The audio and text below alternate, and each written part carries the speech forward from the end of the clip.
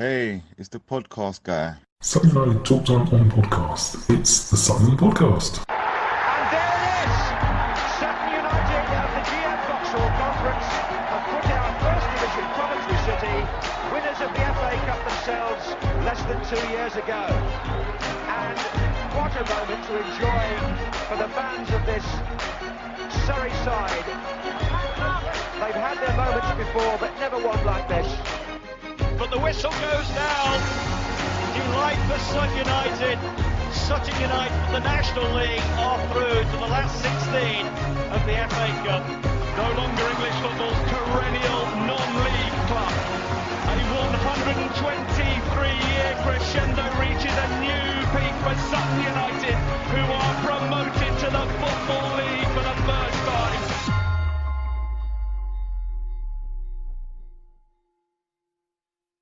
Hello and welcome to another episode of Sutton United Talk Time on podcast. I'm not expecting a lot of angst and stress tonight because I've just been told these two gents have been on before and they agreed with each other on every single point. So it's not going to be controversial this evening. I'm sure it never is. But hello again to Neil. Hi, Mike. Good to see you again. You too. And hi to Andy. Good evening, sir. Very good. So last night, the lineups. We had no Louis, so we had to shuffle the pack again with Enzio dropping back into right back and Rob going into midfield and Sam coming in at the back. Sam, who, well, I don't know if we can say he's won every game, can we? Or he hasn't lost. He hasn't lost yet. He hasn't lost, but when he came off, we were losing. So I don't know. That's a stretcher for that stat now. But we haven't lost the game he's been involved in. That's Yes. that's the important one. How are you feeling at seeing the lineups? Because obviously Louis being out again was a bit of a worry because he'd only just come back. But Matt did kind of address it in his post-match interview. Andy, if we start with you. Well, it was kind of, again, there was nothing there that wasn't expected. It was, Matt putting his pegs in the right holes.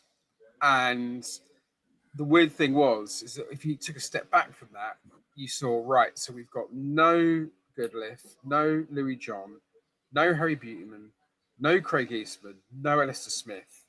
So we're pretty much looking at the entire spine of the team that was successful last season was not there.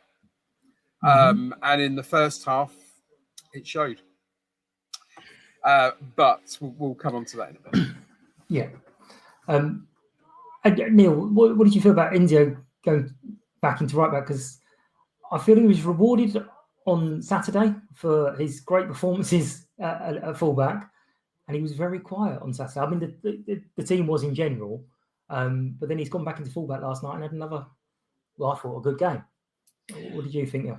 I think I agree with what Andy said just now. I think Sam and Enzio were far more exposed because of the quality of Northampton compared to, the Wimbledon game. So, I was worried when I saw that lineup because aside from that was that basically we'd literally just got a goalkeeper and virtually just forwards on the bench. So if anybody else got injured, we even more, exposed. So, first thought was if we did get an injury, well, then if it wasn't Omar would probably go back into, midfield, which obviously transpired for a different reason. But, I was worried. I didn't really think we were going to come out of anything from the game, particularly finding out it was St Crispin's day. So basically I thought the gods were going to be against us. So, I was duly pessimistic for the night.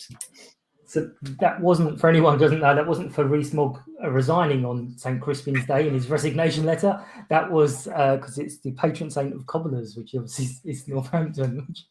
It's another wonderful fact from Sutton United supporters digging out. I love it. But the early on, we were struggling. I mean, I've watched that first goal back, and I did see a lot of criticism for Lewis, but actually the guy hit it way too early. he got it and hit it, and you just wouldn't have expected him to do that. I mean, have you had a chance to watch it back, or were you happy with your first viewing? I think, well, again, you're absolutely right, and it's kind of like, even at the time when he hit it, it was like, did you just hit that? And it's kind of like, I wish our players would do that sometimes. But no, I mean, he was given the space and he took it well. There's no qualms about that at all. I mean, the question for us is, how come he was given so much space? Mm-hmm.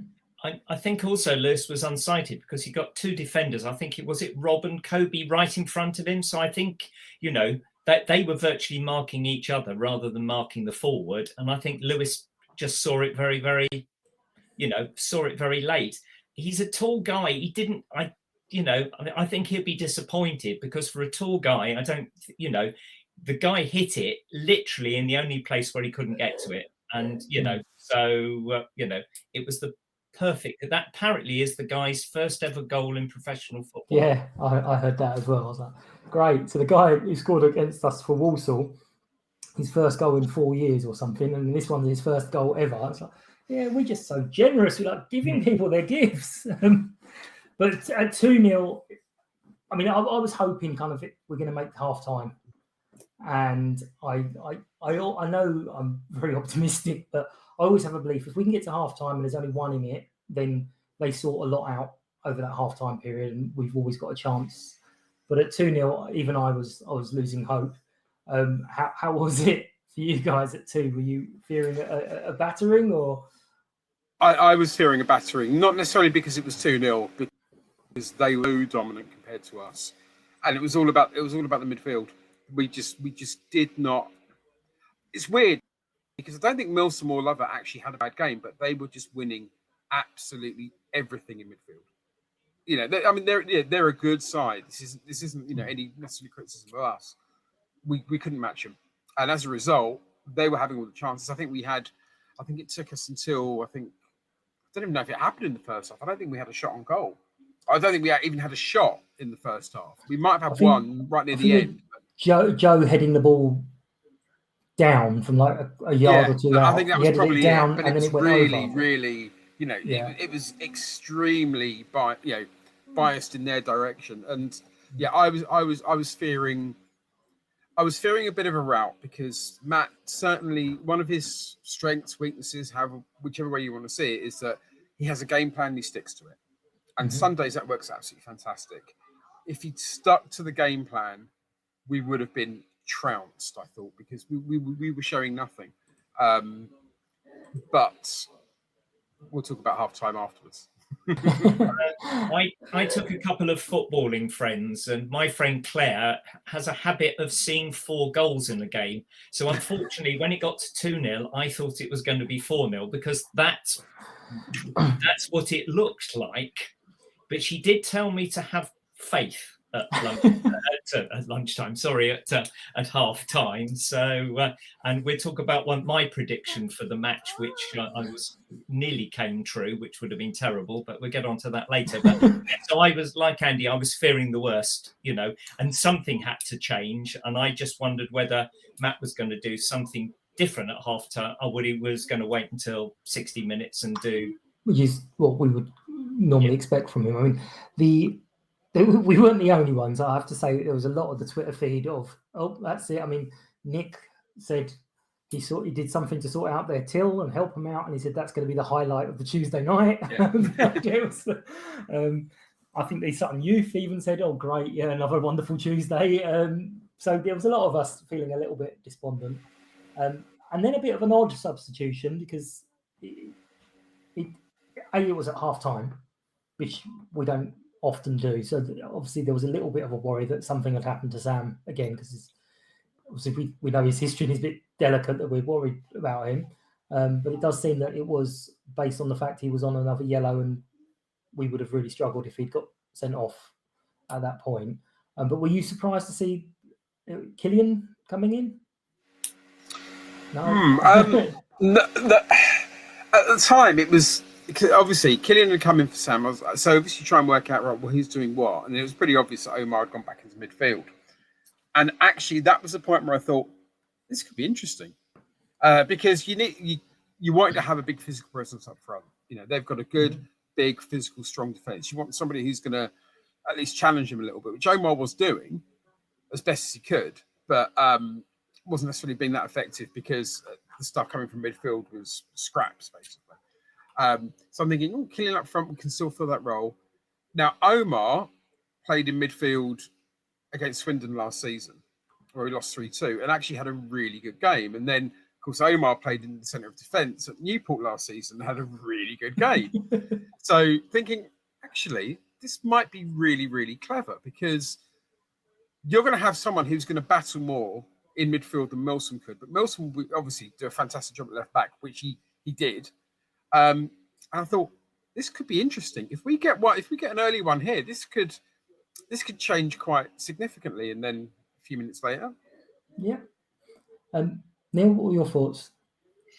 As soon as Killian came on, I don't know whether they hadn't researched it. I think they were shocked, because he's such a physical presence. And my other friend who, came to the game with me, is quite an astute football pundit, turned around and said they're scared of him. They're not quite sure what to make of that young lad that's come on. And the other thing with Omar being just in more midfield, came in later. So in fact, he came and he met the ball. He actually attacked that ball, which was a beautiful cross in. So, it was an inspired substitution. And I see Matt's been picked out as midweek EFL manager for, Yeah. I mean, I always wondered if their game plan was obviously built around Omar playing for 60, 70 minutes, and they had people to say, right, you stick to him. And then suddenly he moves position to a completely different position. The defender's going to have to then go, well, do I still stick with him, or do I stick back? And who's this young bloke bouncing me off of him? And what's he doing? I'm supposed to be playing football, not heavyweight boxing. What the hell is going on here? But yeah, you're right. They just couldn't handle Killian bouncing around all over the place. And obviously Omar got his goal, which gave us that little sniff. And then, Donny boy, I didn't get a sound clip for that. But Donovan, it was like he rolled it back. And I think Claire said it was like our players suddenly remembered, hang on a minute, we're really good here. Let's play again. How was that? I mean, one of their players was on the floor, so I did worry it was going to get called back for a foul. Obviously, I didn't see it all, but what did you think? well, again, it was Omar creating the chance. Mm-hmm. Omar went in for the tackle, actually made a bit of space. I don't know if it was a mistake or if they were a bit unsure, but they just gave Donovan a sniff. And that was it. He was gone. Bang, straight in. Mm-hmm. It was euphoric. I still, as I mentioned on Twitter last night, my first reactions to that was an expletive aimed at those posters on the forum that just keep slagging off our strikers for not scoring goals. But it was. I was so pleased for the lad because he was obviously overjoyed when he got that in, because things haven't gone his way, and it's been a tough season for him. So for him to score that goal in that manner in that situation, it's going to just do wonders for his confidence. Well, it looked to me, sorry Neil, just before you jump in, it looked to me that when he got it, he just hit it. I know that sounds really Andy Townsend punditry, just hit it, but it looked like he got the ball, didn't think about it, just went bang and went in. Whereas sometimes when you see him get the ball, he's just got that moment of thinking, right, what am I going to do with this? And he's not acting instinctively, and therefore the chance is gone. I think there's the confidence thing, is that maybe he's actually overthinking what he's doing because things aren't going too well. And actually at that moment, he didn't have time to think. It was just instinctive and it worked. And so maybe this could be quite a turning point for him this season as well. Absolutely. Sorry, Neil, you were going to jump in there. So I waffled. Andy, but I think it was your point, Mike, when one of the chances in one of the earlier matches, you said, because I think you were standing next to me, you said, I wish he'd hit it. I think, he had probably too much time and he thought about placing it because that was the safer option rather than putting it into row Z. Whereas, because as Andy's just said there, it was an instinctive. He really just he hit it as hard as he could, and the keeper stood absolutely no chance. it was a real striker's strike. I think had the keeper got to it, he probably would have ended up in the net with the ball as well. So it was going in. But at that point, we suddenly then seemed to have all the chances, which is a worry because we kind of scored the equaliser a little bit early. And I think Tony alluded to this in the interview, saying at that point, when you've come back from 2-0, do you keep going and go for the win? Or do you kind of go, well, hang on, 2-0 is not a bad result. 2-2 is not a bad result away from home. Do you stick with it? Because if they just hit us on the break, it would have just absolutely demoralised everyone. And we're like, oh, here we go, all over again. But we certainly seem to have all the better chances. Neil, go on. I think because we didn't stick with what we'd got, that's why we carried on playing properly, because basically we didn't have that mental thing. I think if we'd have actually equalised later, we may have had let's stick with what we've got. But because we had 30 minutes or so to play, we carried on as if it was a normal match. So we were much more relaxed. And as I said, we looked as if we were going to have more likely to score. But going back to my prediction, I put on the not the top 20 forum that, I anticipated an end to the goal drought. Probably Omar and Donovan would both score, but the irony would be that Northampton would score 3 because of the St Crispin bit. So when it got to 2-2, at which point I said, because Jenny was behind me, I said, oh God, I hope my prediction doesn't come true. She throttled me. So basically, it was essentially because, it's suddenly violence on the terraces rears its head again. Beautifully true. And my predictions never come true. Well, I pre-recorded. I can't remember if it was on my version of it or the Stockport's version of it, but we were talking about different players, and I said, we've got 2 strikers who will absolutely batter you from pillar to post and run you ragged for sort of 60, 70 minutes, and they won't score, but they'll come off and they'll have done their job and let the kids on to score. And then obviously they both scored last night, so that's brilliant. It's marvellous football knowledge once again. But yeah, we hung on for the win. A draw. It felt like a win. Sorry, it was. It's unlike Saturday, which the draw felt like a loss. This one felt like a win, and you kind of know exactly what Matt's talking about when he says that kind of thing. But you've got the great choice of picking some players of the day. Not going to try and sway anyone, but obviously it was a big celebration. It was Omar's 150th, and I think we quickly tried to work out beforehand his quiz question, and we reckon it was I can't even remember, something like a third of his appearances must be 58. He'd done all of the 90 minutes, and 92 times he hadn't. In the absence of Freaky putting us right, we're going to go with that. And I've had a quick look at all of the various cup competitions as well. There's only been one game where he's played the full 90 minutes, and that's out of 2, 3, 7, 8, 10, 11, 13, 15, 17 games. 17. So that's FA Cup, League Cup, FA Trophy, and Trophy. Absolutely. But I also liked his interview thing, and it just again shows the closeness between the team, where he was talking about Joe's chance, and he said, well, yeah, unfortunately, because Joe heads the ball with his eyes closed, he missed it. So, you can't go around saying that about a fellow professional.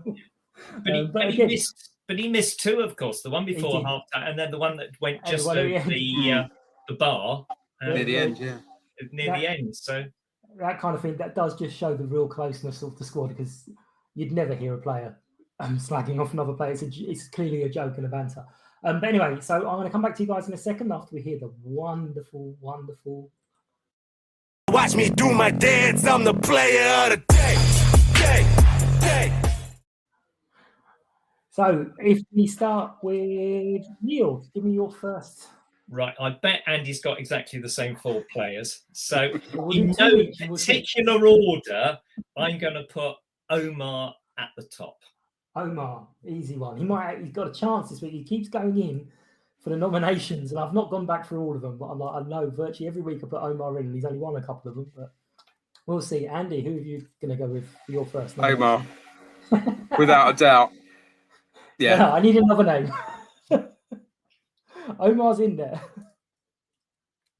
Donovan. Donovan, okay. Yeah. I'm not going to put Omar. I'd got Donovan down as my second. I told you this was going to be There we go. Yeah. Right. Okay. So this here, I've got two names written down here, but we'll keep the suspense. See where Andy goes with the other one. I would say, even though he was only on for half of the game, I'm going to put Killian in. Killian, lovely. That was going to be my next one. Yeah. Is it lovely? Go on. Have you got the fourth? This is the question.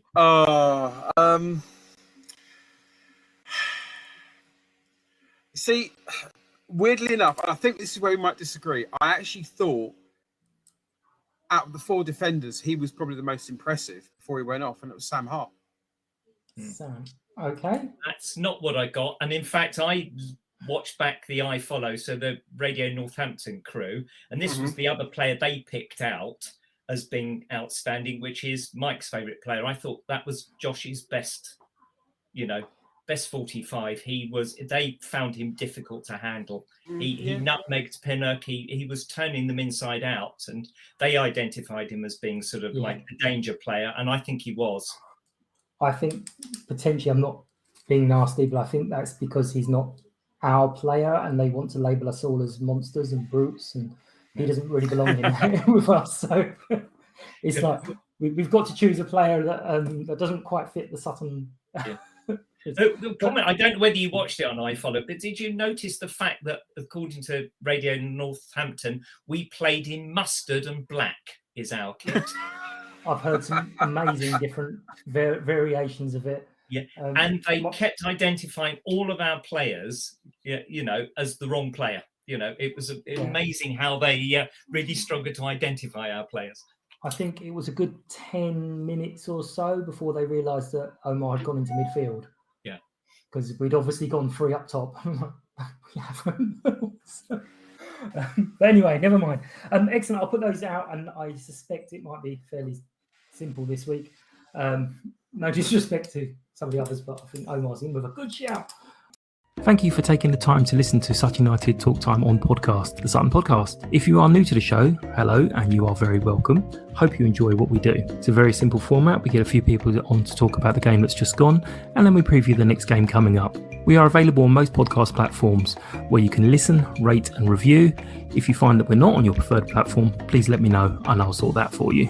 If anyone would like to support the podcast, you can find out how with more information on the website, which is www.suttonpodcast.com, and there's a tab where you can find out how to be a guest as well. Please find us on Facebook, Twitter, Instagram and TikTok with the username @SuttonPodcast. Every like, follow and share is really appreciated. Hope you enjoy the rest of the show. Thank you. And joining me now as part of a preview, which is before the Tuesday night games. So we're going to do, depending on how we did, is delete as appropriate, win, lose, draw, who knows, ahead of time. It's Russ from the podcast, which is The Scarf That Bergara Wore. Scarf Bergara War, yes. But I'll explain that if you want me to. Perfect. I was going to say, well, I need to explain that. What's that all about? Yeah, I end up explaining it to every podcast that I go on, to be fair. So we had an old manager called Danny Bergara in the late 80s, early 90s, who's a big hero of ours. We're having a statue built outside the ground for him. He's actually the first foreign manager to lead a domestic English club out at Wembley. So he's a big deal for us. And then we have a chant that you will hear on Saturday when you come called The Scarf My Father Wore. So we've just combined the two, basically. Very good. Very nice. Very nice. I thought you were going to say this is the scarf that the manager actually wore. No, I wish. Jeez. Just send it to him and say, look, could you just put this on for one photo? Send it back. Excellent. So I'm going to ask a few more questions, but I forgot to do my lovely sound clip. So essentially this little bit is a chance for you to tell us a little bit about yourself, who you are and why you support Stockport, and it's who are you?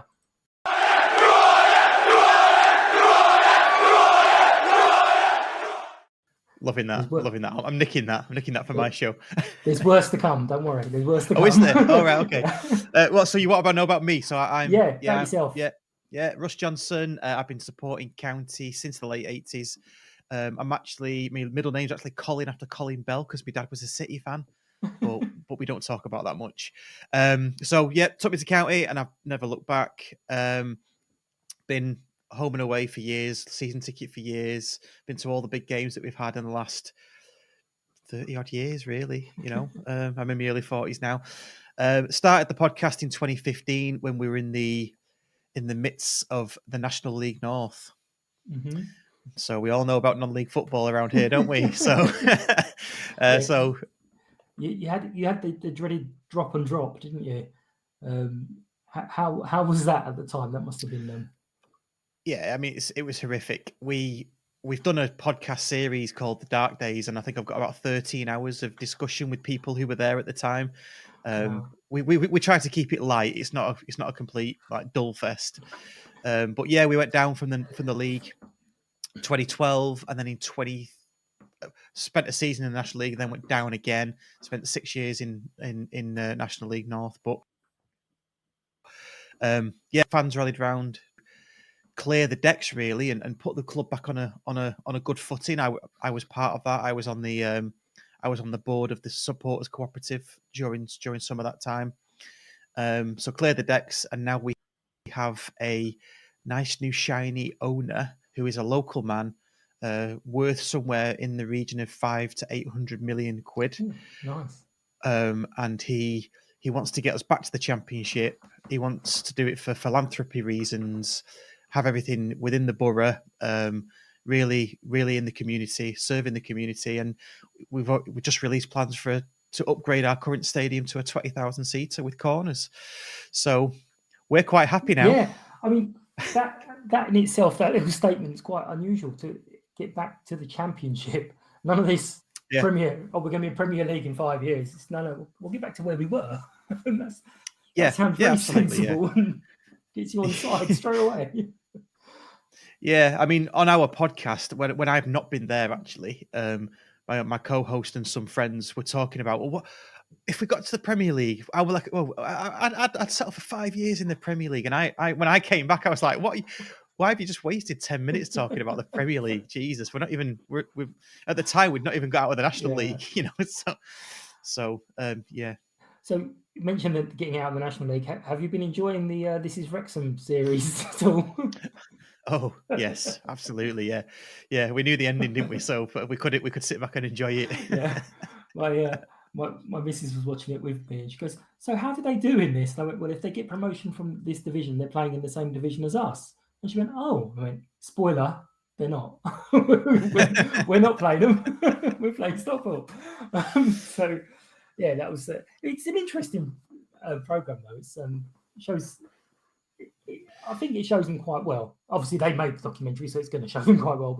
But yeah, I think they're coming out of it looking very, very good. I like them. I mean, I've got friends who were Wrexham fans, just through this podcast. So I didn't enjoy it when they went top of the league with 2 games to go, and they were, we were away. We got beat 3-0, and they were all their little fans were in the corner giving it us, lads with like hoodies with goggles in them and all that kind of stuff.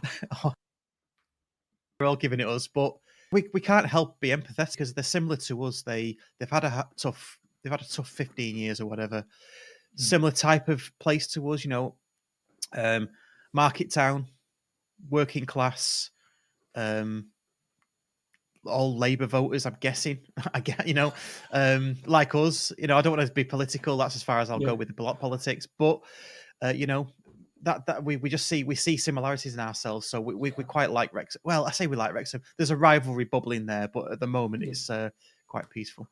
Yeah, absolutely. So onto this season, as I say, we're doing this early Tuesday, so we don't know what the results tonight are. We're currently, and I'm going to count the pizza up very importantly because we're unbeaten in 3. That's a big thing at the moment. Your season, a lot of people, and myself included, thought you were going to hit the ground running and use the momentum from last year to sort of give you a bit of a charge in the early part of the season. It hasn't quite worked out that way for you yet.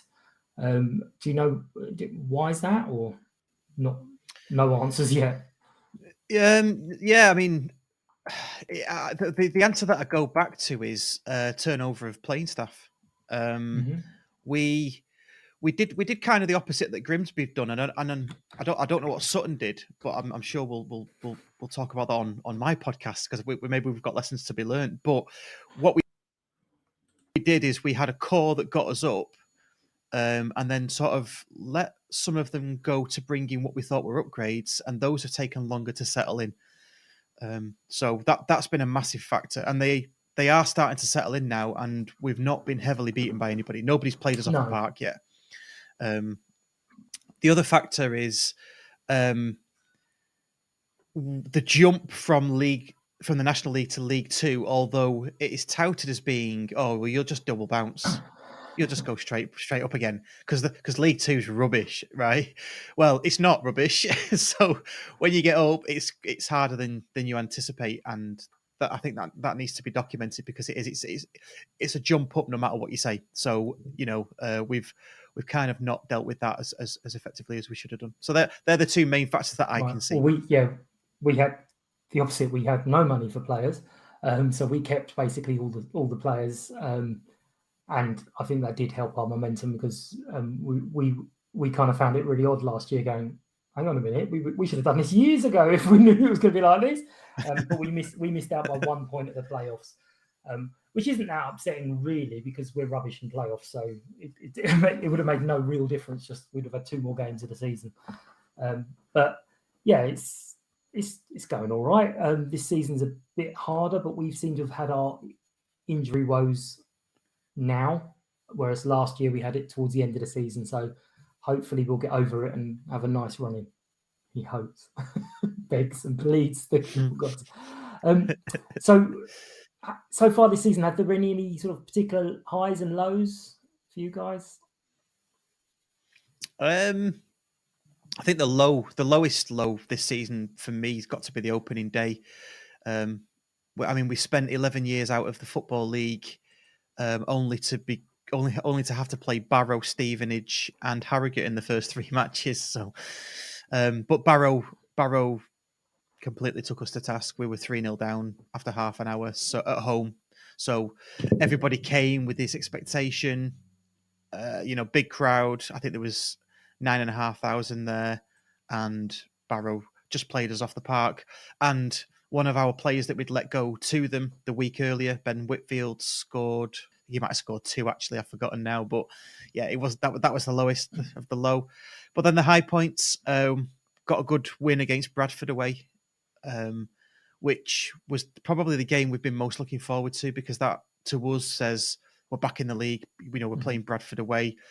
You've been to Bradford, I'm guessing. Yeah. The ground, it's championship quality, I would say. So that was good, getting a win there, and then just really clearing the mind. Saturday's win against Salford away, because we don't like Salford. Let it be known, because they're plastic and tin pot and got no integrity or soul. But we beat them away 2-0 as well, which was good. So yeah.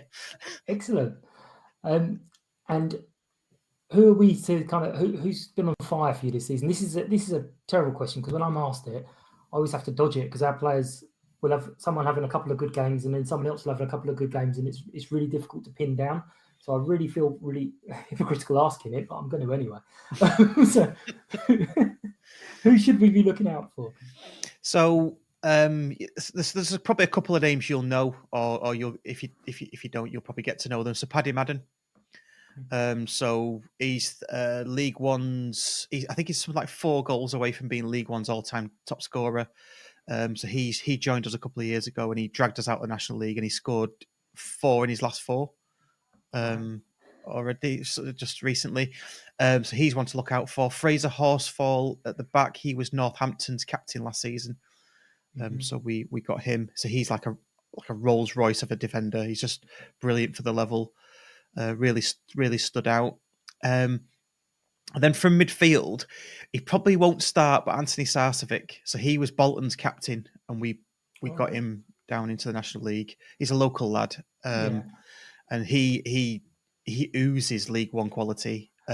It's whether he'll play because he slows the game down, and Yeah. we try to be quite fast in sort of in our directness. So, yeah, they're the three that I'd say of the midfielders that probably might start. Miles Hippolyte, who we got from Scunthorpe.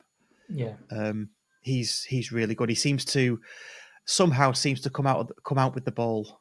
You know those players that are surrounded by three, and then for some reason they just come out with the ball, don't they? Suddenly it's at their feet, and you're like, "Whoa, let me watch that back later." Yeah, exactly. So, sure. Yeah, perfect, lovely. And how do you see the match going? So I hope that we continue and build on the Salford win on Saturday away at Salford. But the last time I said this to a Grimsby podcast, because we'd just beaten Bradford away, Grimsby went and beat us 3-1 at home. Although we did hand it to them. I mean, we gave them the game. We gave them 2-0 head start, basically. So if we don't make any mistakes, silly mistakes, then I'm hoping that we can snag a 2-1 win. Right. But I'll let you know now. Anything can happen. Yeah. Absolutely anything can happen. Same with our lot. Honestly, we were great against. I know it's only Wimbledon, and they have had a struggle this season, but we really raised our game against Wimbledon. We did really well against Oxford. I know, again, it's the Pizza Cup, but they had a fairly strong side out, I was led to believe, and we really did well against them. And then we had a man sent off after half an hour. Walsall had a man sent off, so we were playing 10 men for an hour, and we did nothing. Really? We couldn't break them down. So it was like, okay, I'm not sure what's going on here. And then obviously, delete as appropriate, the Tuesday night result was win, lose, draw. But we now come to the end, you'll be pleased to know. But the very, very, very important question. We're obviously coming up to you guys. It's on a Saturday, and lots of guys will be there to spend the day in the town. We need to know where's good to drink. So it's your nominations for Pub of the Week.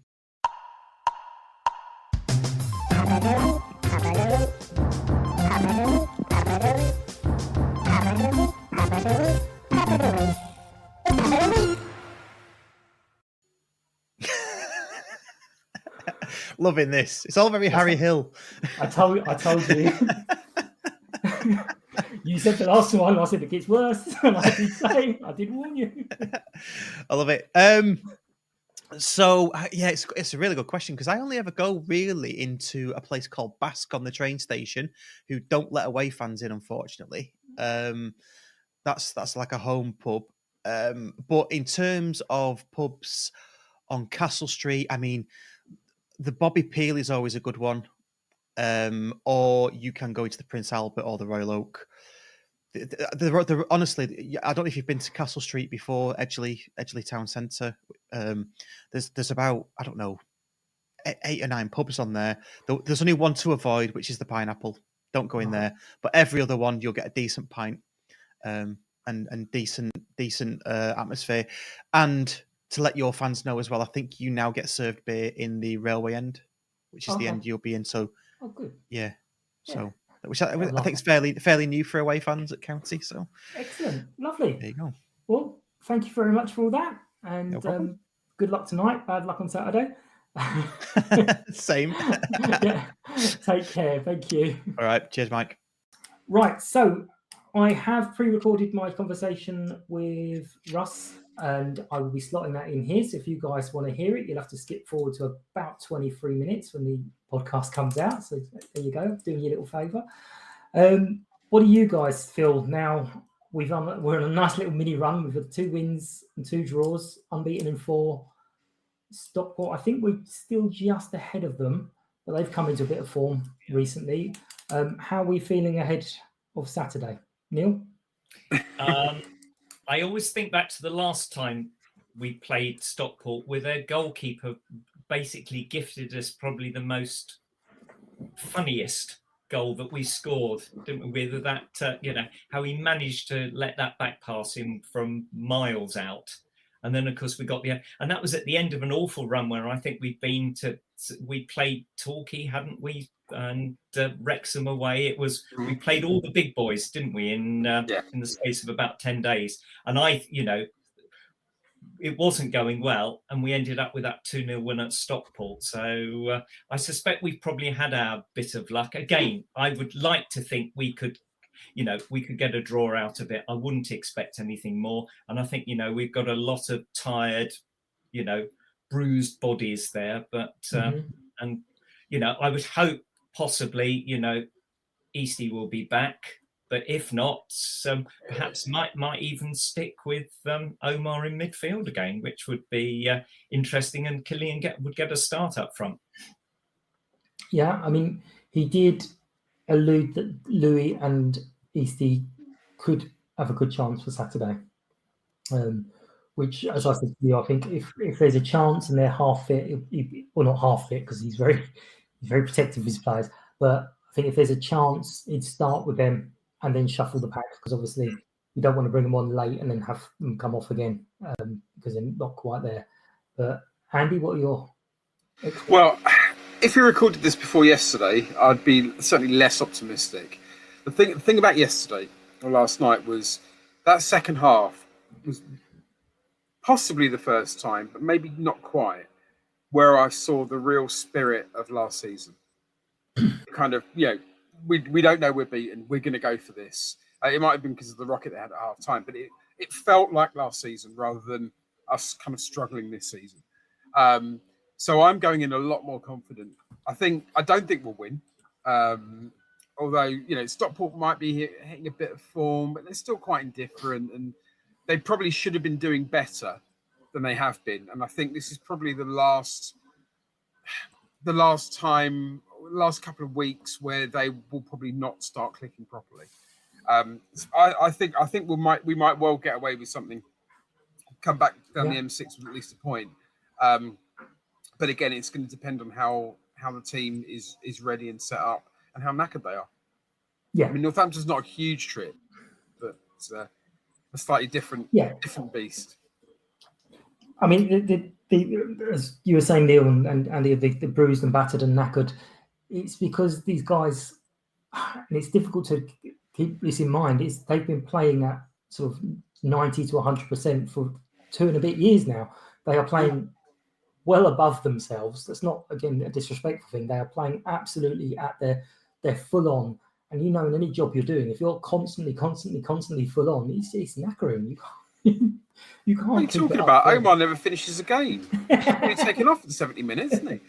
We've just discussed. That's his words, not ours. I think I said to Mike last Saturday, there can't be many 35-year-olds, nearly 36, Rob is in January, that play as many minutes that he does, because he's virtually on for 90 every time he plays, and to continually play at the level he does, and the speed that he can still muster, and the miles he puts in on the pitch every Saturday, every Tuesday, it would break a lesser man. So I think Rob is just a remarkable athlete.